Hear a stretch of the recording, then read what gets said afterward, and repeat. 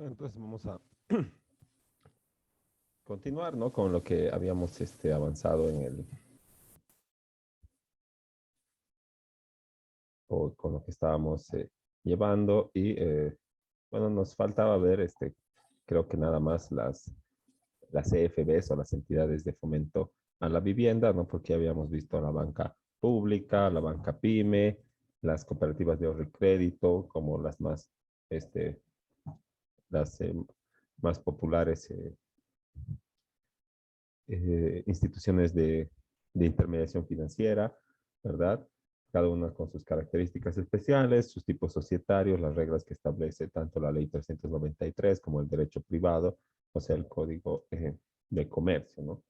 En cuanto a la constitución del tipo societario y todo lo que sea aplicable, ¿no? Y que no esté normado de manera especial por la 393, como por ejemplo el número de socios, ¿verdad?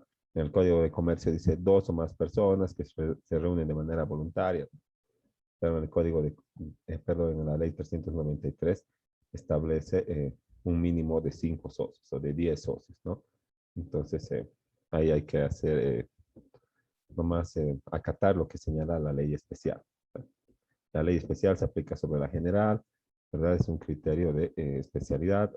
Hay otro criterio de aplicación de temporalidad, ¿verdad? La ley nueva se aplica sobre la ley antigua, ¿no?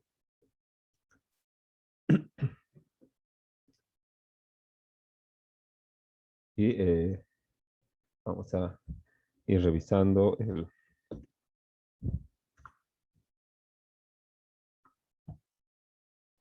¿no?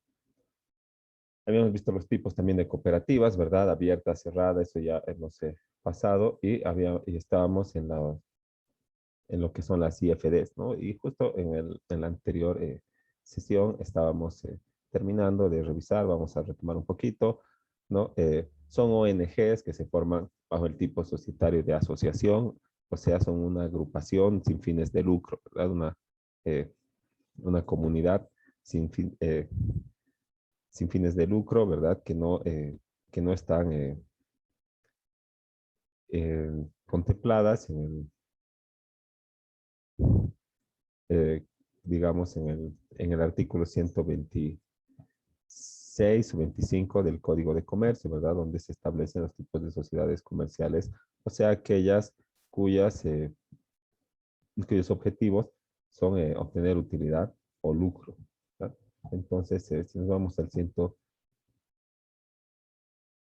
pasado con unos cuantos, si nos vamos al 126, ¿verdad? Establece los tipos de sociedad colectiva, comandita, responsabilidad, sociedad anónima. Y aquí está, digamos, la cooperativa de ahorro y crédito. Y aquí está el banco, ¿verdad? Entonces, en el derecho privado tienen que cumplir estas reglas para poder constituir primero una sociedad. Y luego tienen que cumplir las leyes, las normas de la 393 y toda la demás normativa conexa y aplicable para poder ejercer la intermediación financiera como actividad principal, ¿no? Pero el, aquí está una asociación accidental o de cuentas en participación, pero no se trata de este tipo societario, ¿verdad? El 393 nos señala en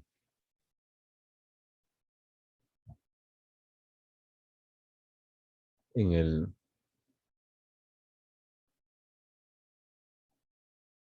abierto más, la 393, ¿verdad? Nos establece que es expresamente una asociación sin fines de lucro. Entonces, tiene otro trámite para constituir su personería jurídica. Cuando voy a tramitar mi personería jurídica de una sociedad comercial, eh, tengo que tramitar ante Fundempresa, ¿verdad? Seguramente han llevado pues, los requisitos, ¿verdad? La forma de constitución, cómo se realiza el acta de fundación, el acta de elección de directorio, el acta de nombramiento de representantes y de otorgación del poder, además de la proyección de los estatutos y reglamentos, lo que son, digamos, el, ¿cómo se dice? Son documentos base para la solicitud de la personería jurídica. Entonces, En el, y esto señala, ¿verdad? Podemos extraer del artículo 273, además de la ley 393, donde establece la reglamentación y el marco jurídico de las instituciones financieras de desarrollo, y en las primeras líneas nomás dice que es una organización sin fines de lucro con personalidad jurídica propia creada con el objeto de prestar servicios financieros con enfoque integral, ¿no? Entonces, cuando soy una organización sin fines de lucro, no soy pues una sociedad comercial. Una sociedad comercial tiene fines de lucro. Soy eh, otro tipo de, eh, de colectividad de persona jurídica que se llama asociación, ¿verdad? Y sus miembros se llaman asociados y los miembros de las sociedades comerciales se llaman socios, ¿no? Ahora, en estas instituciones financieras de desarrollo, ¿no? Es- para constituirse tienen unas condiciones, digamos, un poco más favorables, ¿verdad? Si nos vamos al 155, creo, vamos a ver que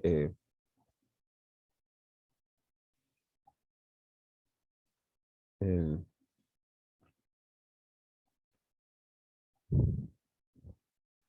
en el,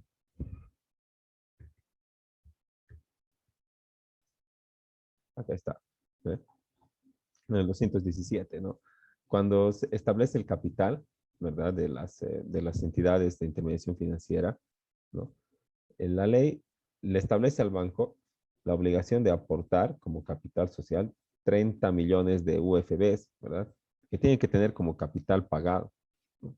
Seguramente también han visto de que al momento de constituir mi sociedad, yo puedo tener un capital declarado, como por ejemplo así 1 millón de bolivianos o algo así, y tener un capital pagado, ¿verdad? O un patrimonio, digamos, efectivo de un monto mucho menor. Y en el mismo acto de constitución, los socios fundadores nos vamos a comprometer a realizar los aportes respectivos para que en un tiempo prudente de 2, 3 años se pueda completar, eh, bueno, que el capital pagado alcance el capital declarado, ¿no? Pero cuando usamos una entidad de intermediación financiera no se puede, ¿no? No se puede hacer de esa manera, sino que se tiene que tener los 30 millones de UFBs. Pero en la institución que estamos hablando, ¿verdad? Financiera de desarrollo, solamente es 1.500.000 UFBs. Entonces es mucho más fácil o accesible constituir una IFD que un banco, ¿no? ¿No? Y esto porque, bueno, los préstamos o las operaciones financieras que realizan las CFDs, ¿no? Están dirigidas a apoyar los emprendimientos económicos, a la inclusión de los más pobres al sistema financiero, o sea, de que se pueda ejercer el derecho al acceso universal a los servicios o al sistema financiero, ¿no? Entonces, mediante el ejercicio de su actividad económica, las IFDs, las instituciones financieras de desarrollo, que son de carácter privado, porque estamos hablando de banca privada ahorita, ¿no? Que son de carácter privado, coadyuvan con el Estado para el cumplimiento de sus fines, ¿verdad? De, el- si vemos la Constitución, ¿no? Está plagada de coadyuvar al desarrollo económico, ¿no? Es también uno de los fines principales del Estado, ¿no? No solamente, digamos, establecer sí se prioriza la salud, la educación, eso, pero también el desarrollo económico y tiene que tomar medidas de política económica y financiera, fiscal, para poder,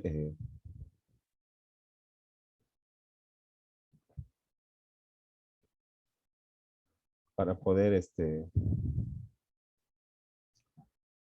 eh, para poder cumplir con ese fin, ¿verdad? Y uno de estos, por ejemplo, es eh, estas condiciones más favorables a estas instituciones financieras de desarrollo, ¿no? Que si revisamos el,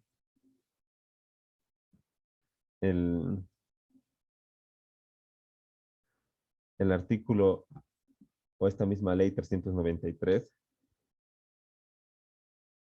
¿no? Vamos a ver que tienen algunas características especiales en sus operaciones financieras. No es como un banco, ¿verdad? Un banco ofrece la más alta gama de servicios financieros a la más alta gama de usuarios financieros, ¿verdad? Todos los servicios que un banco te pueda prestar, a todos, dirigido a todos los eh, usuarios o los posibles usuarios, ¿verdad? Que puedan recurrir a la institución financiera, ¿no? Pero una institución financiera de desarrollo, como señala acá, eh, eh, como señala acá, dice que es creada con el objeto de prestar servicios con un enfoque integral que incluye gestión social, buscando incidir favorablemente en el progreso económico y social de personas y organizaciones, ¿verdad? ¿No? Entonces, todas sus operaciones, aquí dice, favorablemente en el progreso económico y social de personas y organizaciones, así como contribuye al desarrollo sostenible de pequeño productor agropecuario, piscícola, forestal y de la micro y pequeña empresa, principalmente del área rural y periurbana, ¿no? Entonces, todas sus operaciones financieras o todos sus préstamos, podríamos decirle, ¿verdad? Tienen que ir dirigidos a, a contribuir con el desarrollo sostenible, con el desarrollo económico, con el desarrollo integral de las personas, de los usuarios financieros y sus familias, ¿no? Porque la economía es el motor del desarrollo, ¿verdad? Entonces, eh, se tiene que dar condiciones más favorables para el, en la constitución de este tipo de instituciones, ¿verdad? Porque si no, si fuera el mismo capital que el banco, sería, no sería pues una buena decisión, ¿verdad? Eh, constituir una IFD en vez de un banco. Puedes constituir una IFD hasta que tengas el, el monto suficiente como de capital pagado y te vuelves pues un banco, ¿verdad? ¿No? Como señala la transformación, ¿verdad? Dice, la institución financiera de desarrollo podrá transformarse en banco PYME cumpliendo las condiciones y requisitos de la ASFI, ¿no? Entonces, sí se puede realizar ese acto, ¿no? Ahora, en cuanto a su denominación, tiene que llevar siempre la sigla IFD o la leyenda Institución Financiera de Desarrollo, ¿verdad? En su denominación. Y ya hemos pasado por la aclaración de lo que es denominación, razón social y giro, ¿verdad? ¿Ya? Pero vamos a, de manera rápida, hacer recuerdo, ¿verdad? Denominación es un nombre de fantasía, ¿no? De una empresa, de una persona jurídica, ¿no? De una sociedad comercial.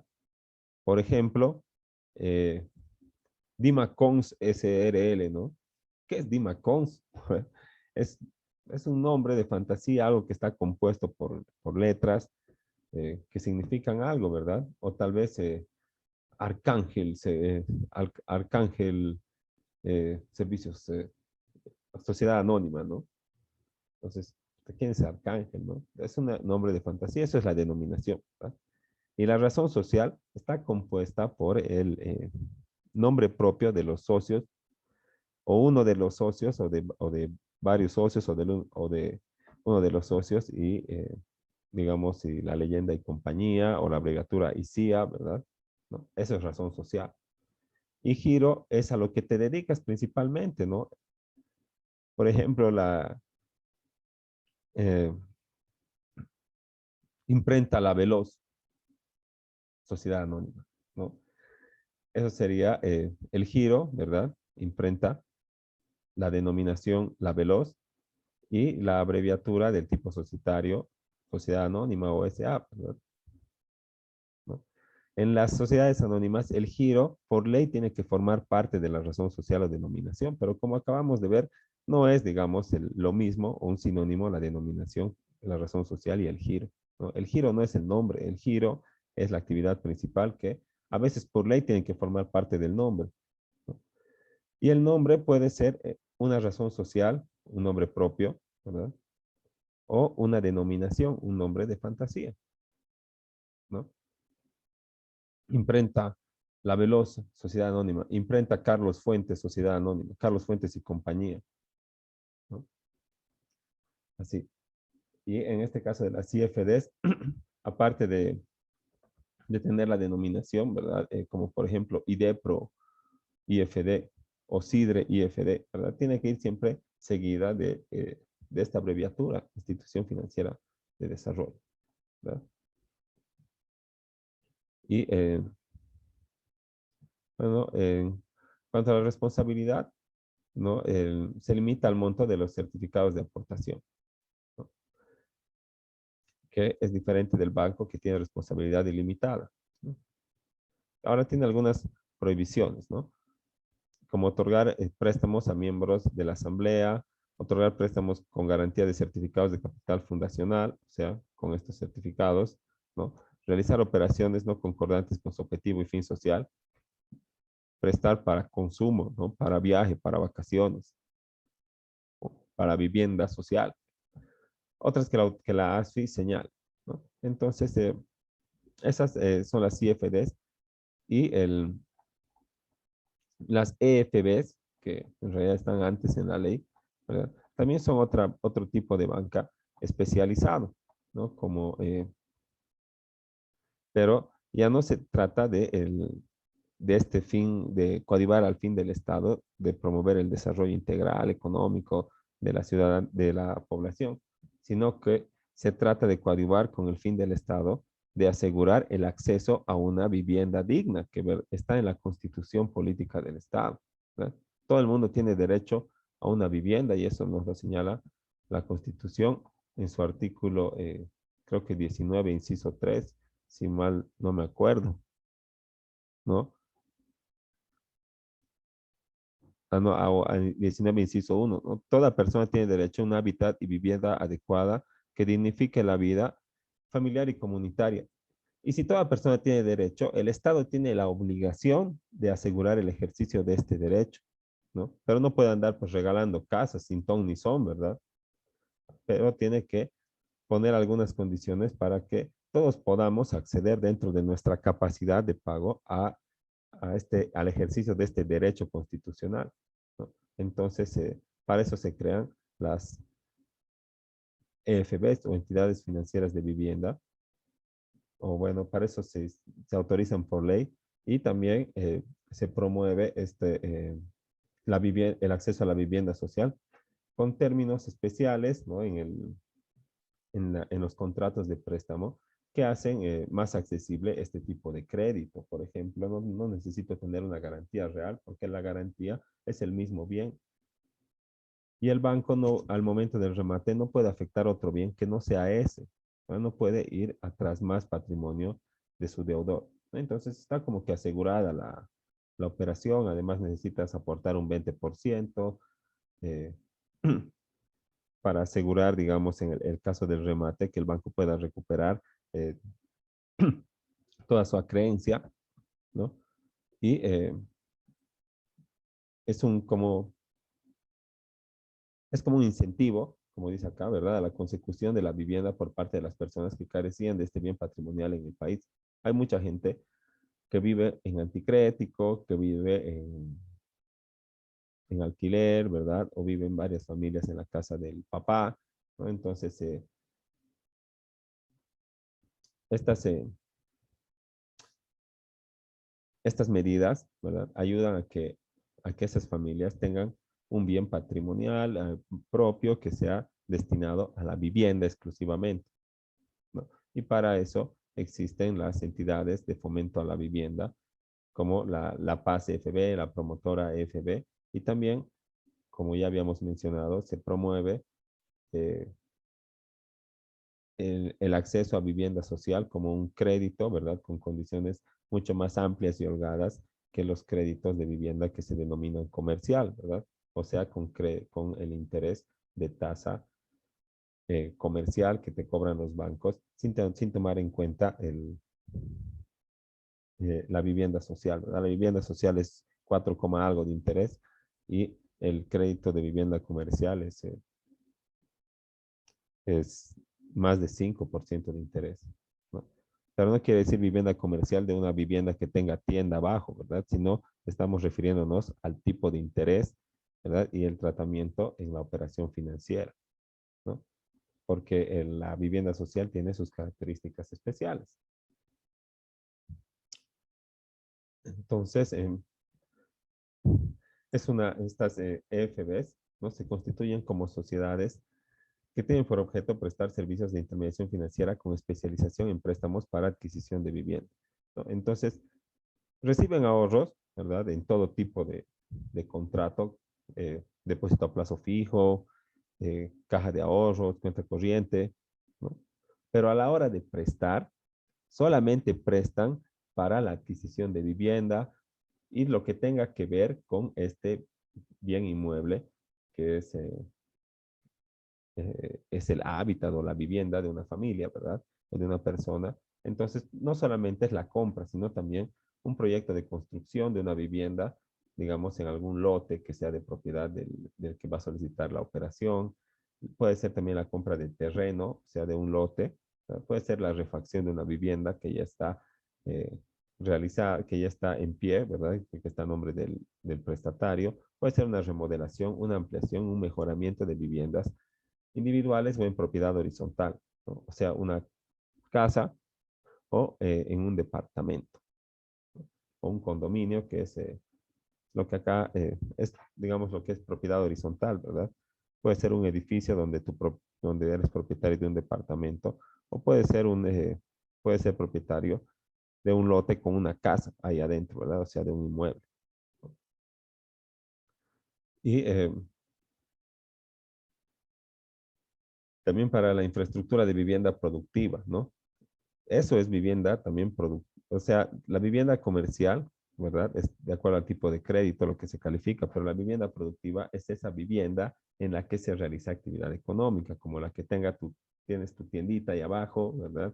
O a veces hay panaderías que tienen, en las que funciona la panadería abajo y la vivienda está en el segundo o tercer piso, ¿no? También, ¿verdad? Entonces eso también para todas estas refacciones, ¿verdad? Remodelaciones, ampliación, mejoramiento de este tipo de viviendas, también se puede recurrir a las entidades de fomento a la vivienda, ¿no? Así como operaciones de arrendamiento financiero habitacional, ¿no? Entonces, eh, esto lo hacen, ¿no? Hay que ser claros en eso, bajo las dos modalidades, ¿verdad? Bajo la modalidad de préstamo comercial, bajo la modalidad de préstamo de vivienda social.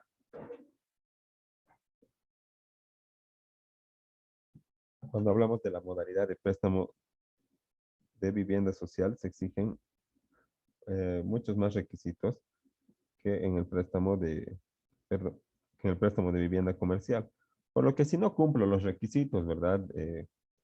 De, del préstamo de vivienda social, nada me impide recurrir o contratar el préstamo de vivienda con tasa de interés comercial.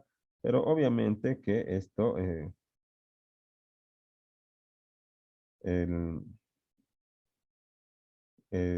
va a repercutir en el, en el monto que voy a pagar cada mes, ¿verdad? De mi cuota y en el precio final de la vivienda contando el crédito, ¿no? Entonces, si se puede, siempre hay que optar al crédito de vivienda social, ¿no? Y bueno, eso nos va a acabar el tiempo. Vamos a quedar ahí y continuamos en la clase, en la siguiente clase virtual para poder ampliar mucho más esto de la actividad de fomento a la vivienda, que es un tema bien interesante y que además es muy útil para los abogados, también para la población en general, ¿verdad? Tal vez todos vamos a querer adquirir un crédito de vivienda y de eso vamos a empezar hablando la siguiente clase.